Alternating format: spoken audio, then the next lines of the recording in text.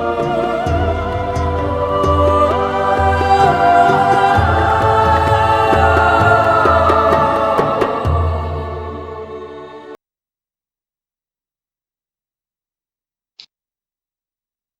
अलैकुम वरहमतुल्लाहि वबरकातुह। आप सब नाजरीन को आज के इस प्रोग्राम शो में खुशामदीद मैं कहती हूँ। Welcome to Youth Matters with Sakina Habib on Hidayat TV. Today we would like to bring to you a very interesting topic, which is very current, very recent. It's about the COVID-19 that we are recently facing, and what are some of the challenges that we have to overcome on our everyday basis. And especially because this program is targeted to the youths, I would like to invite a youngster from Toronto, Canada. She is a student who is pursuing her BA in Media and Communication Studies to enlighten us with some of the challenges that she as a student has overcome. So inshallah, I would like to welcome Salwa Mushtaq Habib on my show. Hello, Assalamu alaikum wa rahmatullahi wa barakatuh, Salwa. Wa alaikum assalam wa rahmatullahi wa barakatuh, Sister Sakina. It is so nice to have you on our show. Thank you very much. It's an absolute pleasure for me as well to be here. I hope you're doing well, inshallah. Yes, Salwa. As you know that we will be talking about the impact of COVID-19 on youngsters. It is such a challenging topic, and it is something that has become so common now in our everyday lives. If we can remember the way it started, it seemed so unfamiliar. But right now, it is something which has become just something so common in our everyday lives. So let's talk about it. I would like to first ask you, Salwa, that how has the online learning been different for you from the on-campus learning? To be honest, if you ask me, I think online learning is very significantly different from learning when you go on campus and you learn on campus. Because when you go on campus, you are more in touch with your environment, more in touch with everyone, and you socialize, and you're also you feel more confident, and it also helps your confidence grow. But as opposed to doing it online learning can perhaps make you lazy, and it can make you a bit more laid back than you should be. And yeah, that's really what it is. Like, that's really how it's different. Like, you're less physically active when you're online.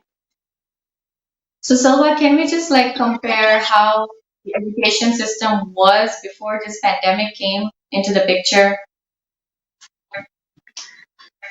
Well, I think the education system has definitely changed significantly, and it has had such a major impact on not just students, but also professors and teachers, I think. Because, even professors and teachers, like, they had a specific mindset when they'd come and teach us in the lecture hall or in a classroom full of students. But now, for a professor to actually literally like teach their syllabus or their course or their subject in front of a camera as opposed to in front of a bunch of students is also challenging for professors, I believe. And it is definitely not something, like, these are not ideal times, but what can we do? This is life, and yeah. Yeah, I agree with you. But in terms of the academic institutions, in terms of their perspective, how have they offered help, in such situations to students? Well, this depends on different institutions, and a lot of institutions have also tried to positively help students in terms of counseling and guidance. And even in terms of giving extensions, like for example, as a university student, getting an extension now is much easier than it used to be before. Like if you ask for an extension now for an assignment, so professors are much more lenient. However, there have been cases whereby some institutions are not very open to the whole process. So it really depends on where you are and what kind of an institution you're dealing with, because every institution kind of dealt with this situation in a very different way. Although it is more ideal for institutions to be very supportive, there have been cases whereby institutions haven't been very supportive to students, and that has been very disheartening. Well, I agree with you on this point. What can we say? I mean, things have really been so challenging. Yeah, How do yeah. you find attending the virtual classes online? Virtual classes online. um, I do not like them at all personally. Personally, if you ask me, I Okay, do not enjoy them at all because I just feel like the connection is just not there, Like it feels like first of all, you don't get to interact with your peers. Like I am almost in the middle of my second year right now, and my semester is ending in April, but I barely know my peers. Like I barely know who is in my class, and that is a very disappointing thing. And you don't know each other. You don't know, half of the time you don't even know what's actually really going on. Like half of the time students are just confused, like what is going on and what isn't going on, and like is my mic muted or is it unmuted. We're focusing on whether the mic is muted or unmuted rather than other exactly. important things, like these minor technical things have become the main concern when there's so many other things that we have to be worried about. You know what I mean? Exactly. Like important factors related to education right now have actually become so laid back because we're much more focused about the internet connection and who's doing what, in the background scene, and there's not that like privacy as well. Am I right? Yeah, yeah, exactly, totally. Because you're in your house environment, you're in your house. And well, I live alone, so I don't face this challenge very much. But for people who live with families, like in joint families or with who have people who have children and spouses and university students who have to actually attend virtual classes in those kind of houses and environments, it becomes very, very tough because sometimes you can literally hear if you want to answer something and you unmute yourself and you can hear the whole house, you know? Exactly. So, yeah. There's not that noise cancellation option basically.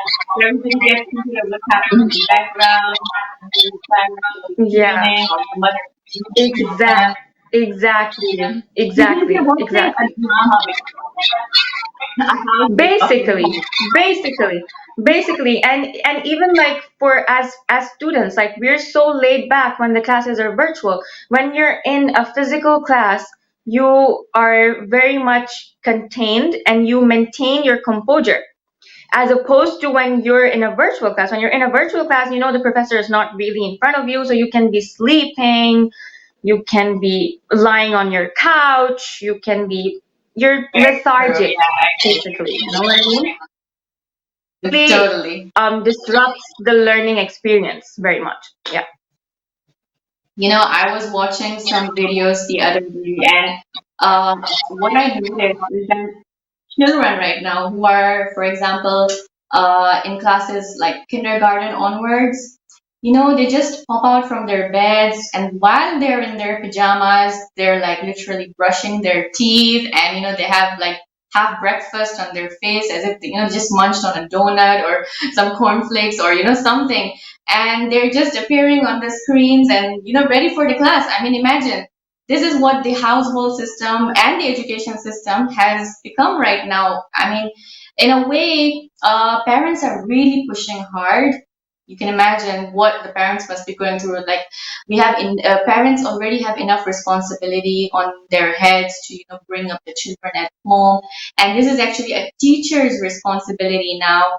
But then juggling the teacher's side as well, the role of a teacher as well as a parent, I think that is something that by now most of the parents must have mastered on really.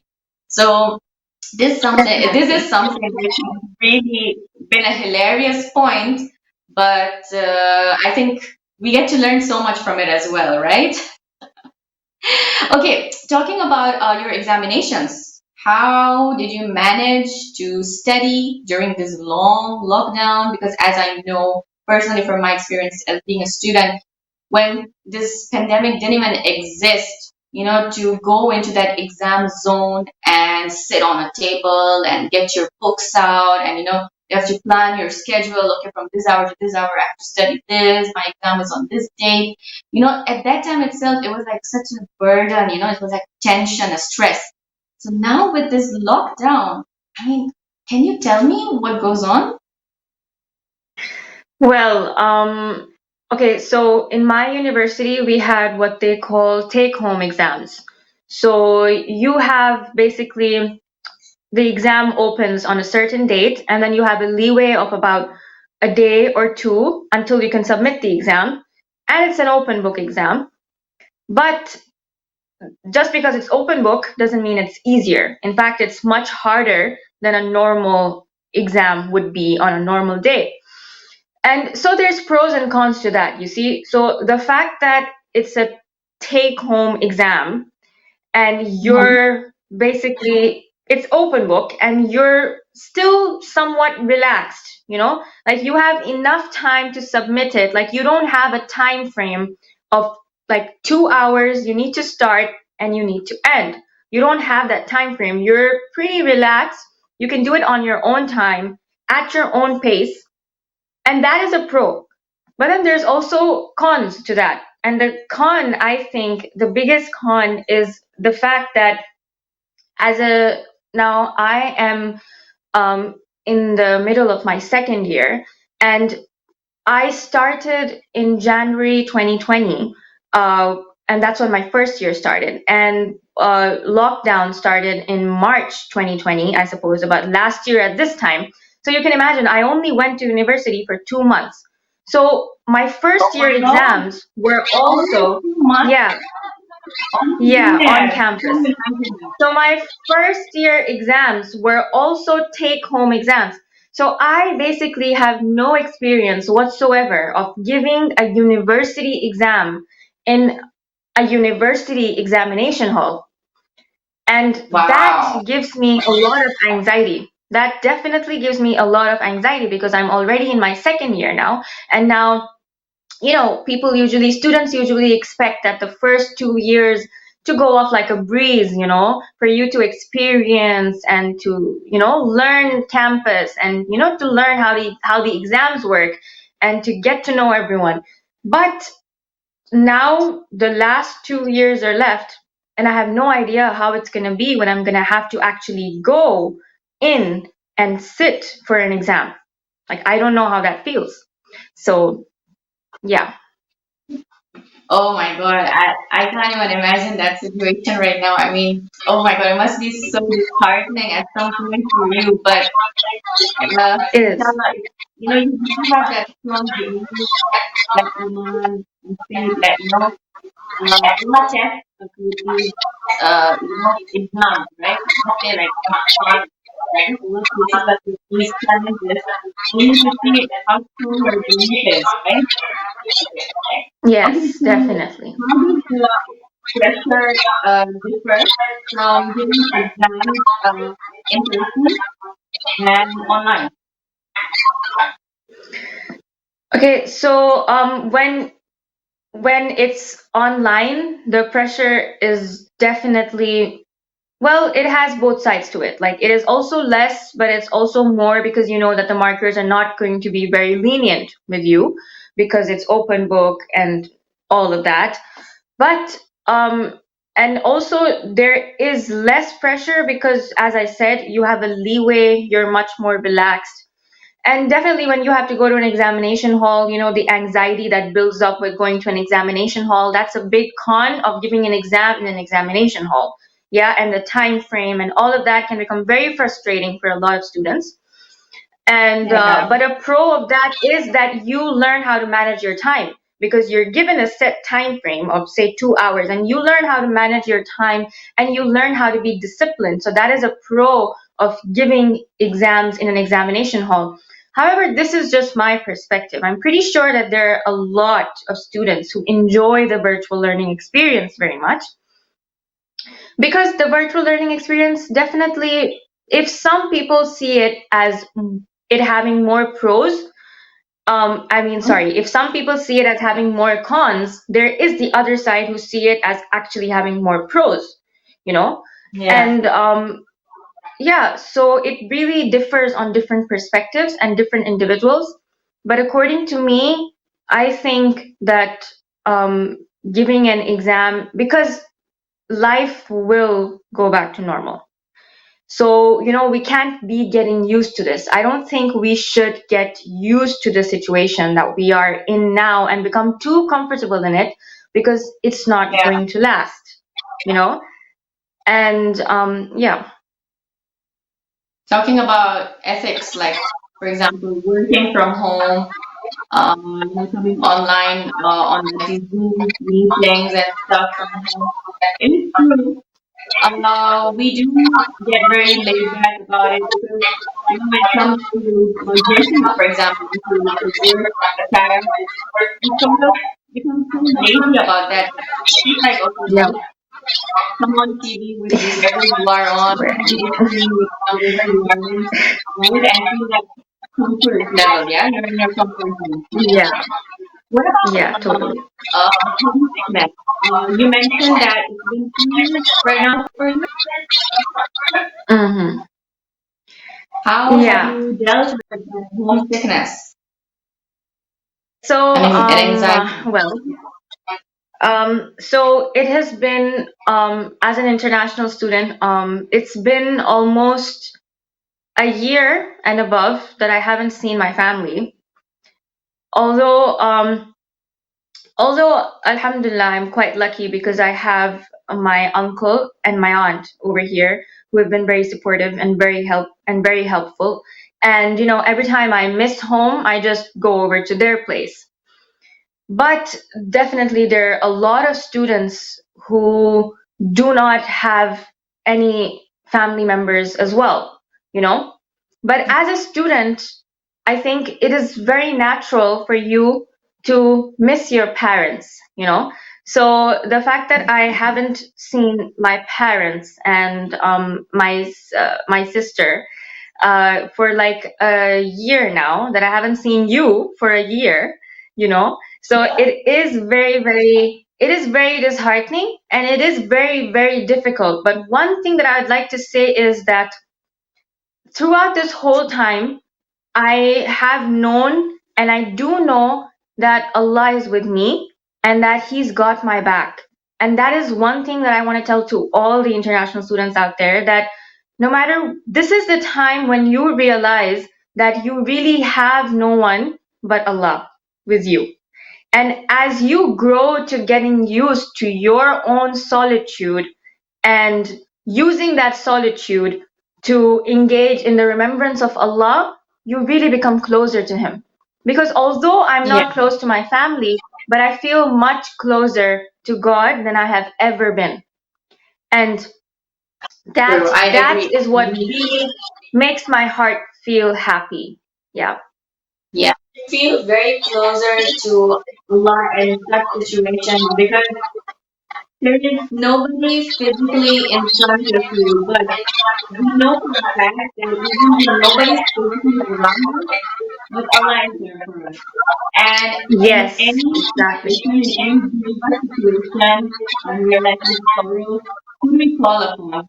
Allah, our panjatans, our imams, these are our main supporters who always have our backs It's just we call them out with our sincere heart and duas, and they do the miracles for you, really. I agree with you on this point, Salwa, really. Let's talk about the mental health. Let's talk about how the this COVID pandemic has, had an impact on the mental health of youngsters, basically in general. What would you like to say? Mental health is a very sensitive topic, and unfortunately, one that has a lot of stigma attached to it in our society. And people don't talk about this often when they really should be having this conversation. Because, well, one thing that I would like to say is that it is difficult in these times. It is easy to tell someone to have hope, but in these times, it might be difficult to embrace the idea of hope as such. You know, so I would like any of the youth or any of the youngsters who are feeling very overwhelmed in this situation, I would like to tell them to reach out, and to reach out and to ask for help. There certainly are people in your circle who are willing to help you. Sometimes we just are not confident enough to talk about how we feel, and we definitely need, like, we need therapists to be encouraged as well in our society, especially for people who are living far away from their families and people who are struggling, because this pandemic has changed a lot of things. It has changed the way that we think, and it has been a very overwhelming roller coaster type of an experience, and it's not easy for everyone to deal with, you know so reach out, and also to people, be kind to each other. Ask each other now more than ever how you're doing. Be selfless. And sometimes we never know what a friend might be going through. Be there for a friend, be there for each other. Even if it's not a friend, be there for a stranger. Just be there for people. These are the kind of times that we're in. And I feel like we need to be there for each other. Yeah. Very well shared advices, Silva. I think our viewers would really, really love these advices, and inshallah, may Allah give us the tawfiq that we, work on the footsteps of the Ahlul Bayt, and we follow such advices and such examples and morals from the life of our imams, because we've seen that the imams were always so kind to strangers and the needies, and even if in such a time, uh, I know that of course our Imam Zaman Ajulullah Ta'ala Farajahu Sharif is present with us, and he is watching whatever we are doing. And if he were present today with us physically, he would definitely have brought a revolution, and he would have definitely helped out in this situation. It is just that we need to really work on our deeds, on our amal, so he can make his presence, inshallah, we pray. Uh, what about your social life?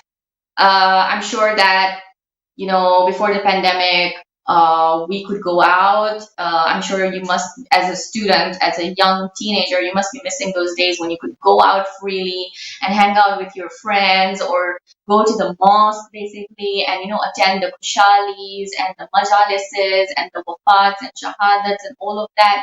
How has that changed for you?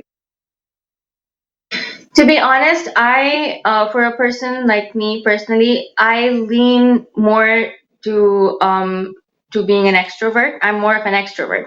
So it has been very, very challenging to not have that kind of a social life.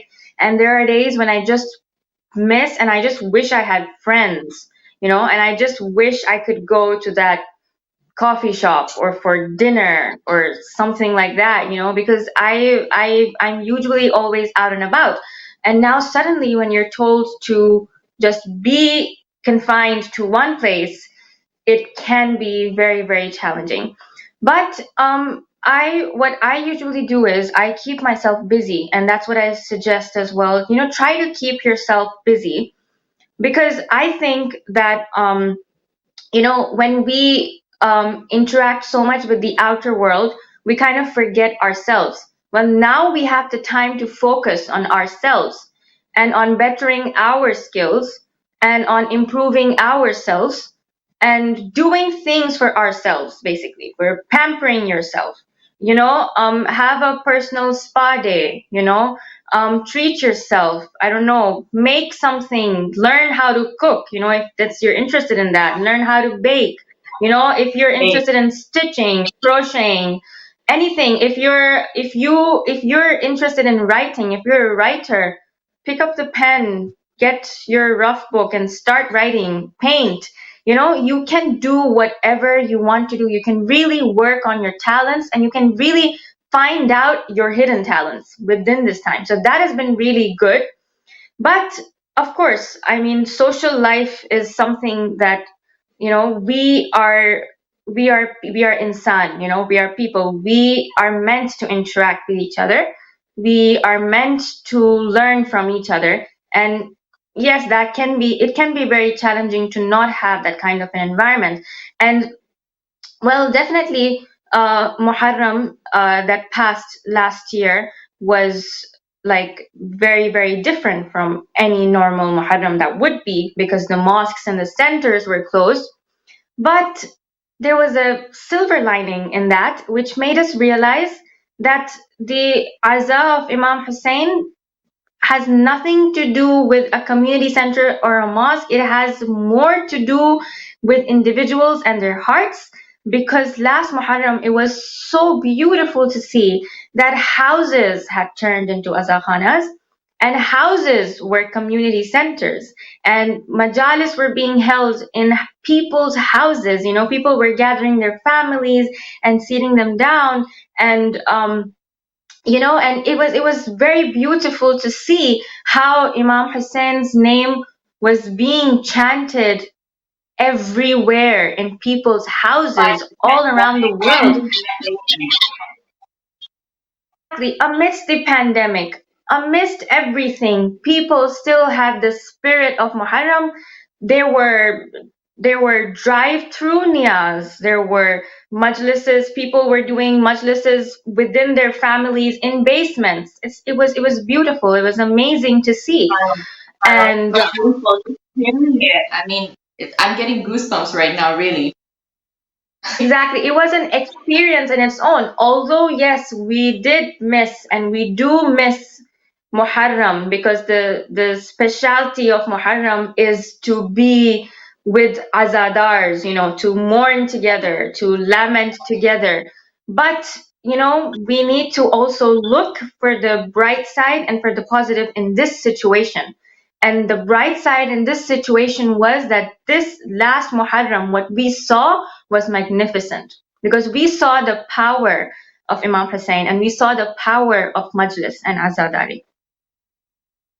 Alhamdulillah, Salwa, it is so, so good, hearing about all of this. And, I would like to even say one point, that we should be thankful to technology as well, that we have this different apps, because of which Azadari is, on every day. And it's true, being from home, so many people have found their voices to recite, as in people who probably never recited are now getting the chance to, be a part of Hadith Kisa or Yasin or Munajat or whatever.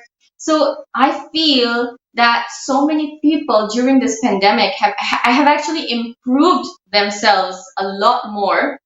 They have found, an inner voice for themselves to, express themselves, probably giving lectures, and all of that. And yeah, I agree about the part where you said that people have, started to, for example, do small businesses from home, especially for women. I mean, I would like to talk about women over here. We have seen a rise in, I wouldn't call it a competition, obviously, but like women have shown a tremendous revolution in this pandemic, because obviously businesses have gone down, the economy has gone down almost around the world, and women are now the powerhouse. We see a lot of women working so hard with raising children, with looking after their families, and also competitively working in businesses from home, uh, to earn for their families and, just to be happy, doing things as a hobby, basically. So many people have found their voices during this pandemic as well. So, Alhamdulillah, you see, this is what Allah subhanahu wa ta'ala says, that, I take something away from you, but I give you so much in return as well. So you have to see that beauty in such situations, right? Okay. Salwa, let me ask you this question. Imagine if we would have to go back to our normal lives.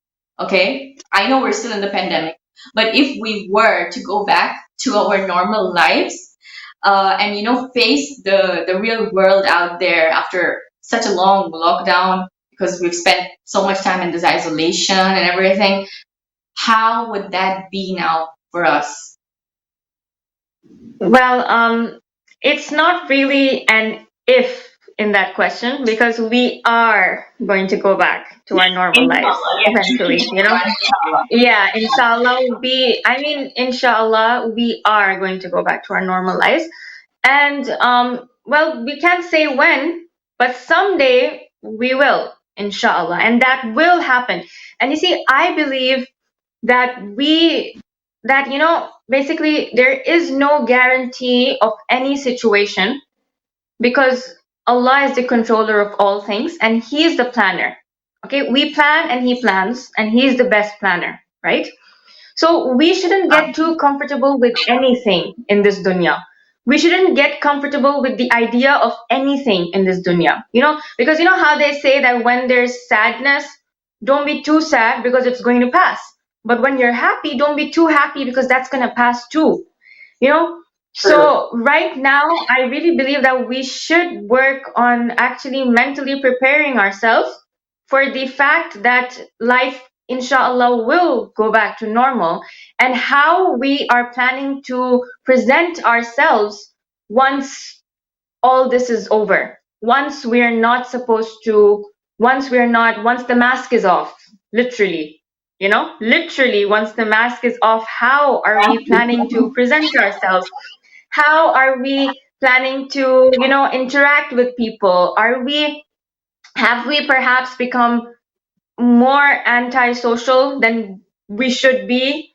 How are we going to interact with people? How are we going to deal with the environment once we go out? Are we gonna have we been keeping our houses clean? Are we confident that when we go out we'll also be able to keep the environment clean? Exactly. So There's a there's saying all that these says that things. cleanliness is useful iman, right? So we have to even keep this in mind, that just because the pandemic came in, we forget about the houses being cleaned, and things have all gone messed up just because nobody keeps coming home now. There are no more guests to entertain. But yeah, a very valid point you mentioned. Yeah. Exactly. So all these things, I feel like we need to prepare ourselves for all these things. And definitely the transition is not going to be easy. It's going to be a difficult transition. It's going to be challenging. It's going to be overwhelming. But I believe that inshallah, and we humans, we possess the capability to, achieve anything if we put our heart to it. And if we Yeah. have that yaqeen, that trust in Allah and the Ahlul Bayt, that they will guide us through it. But yeah, we just need to believe in ourselves, basically, to be honest. That's all that I can say about this. True, very true, Salwa. So we are coming to the end of our program. For our last question, Salwa, I would just like to ask you to enlighten our viewers, with some advices that you would particularly give the youths, just in general. What would you give? Um, well, there's so many things I think that need to be said, but I think I'll just keep it simple and sweet. I think the most important thing is do not lose hope and do not give up. and that there are people who, if you're going through any challenges, there are people who care about you, and there are people who want to help you. So reach out and keep yourself busy, keep yourself busy. There's definitely something that makes you special and that makes you unique. Discover it and then embrace it, you know, and believe in Allah, believe in the Ahlul Bayt, believe that Allah and the Ahlul Bayt have the power to change every single thing, and to also give your heart ease and to put your heart at peace. Because when you start believing in the power of that, that's when you will truly be content and you'll truly be satisfied with how your life is going. When you're on a seesaw, whether you're up or down, you will be happy regardless, because you have Allah in your heart and you True. understand that He is there for you. So this is my only advice. Yeah. Thank you so much, Salwa, for taking your precious time out. I know it's pretty early over there right now in Toronto, probably 7:30 or 8 a.m., right? Thank you so much for joining us. And you really shared some amazing points with us today. I would really like to thank you for coming on my show. Thank you so much, viewers, for being a part of my show. I was so glad to share this discussion with you. And inshallah, meet me every Tuesday for such interesting conversations where I would have guests on my show. And I would love to know if you are interested in any conversation or a topic that you would like to share with us on our show. Thank you very much. Jazakumullah. And inshallah, we'll be seeing you next week again live on Youth Matters with Sakina Habib. Assalamu alaikum wa rahmatullahi wa barakatuh.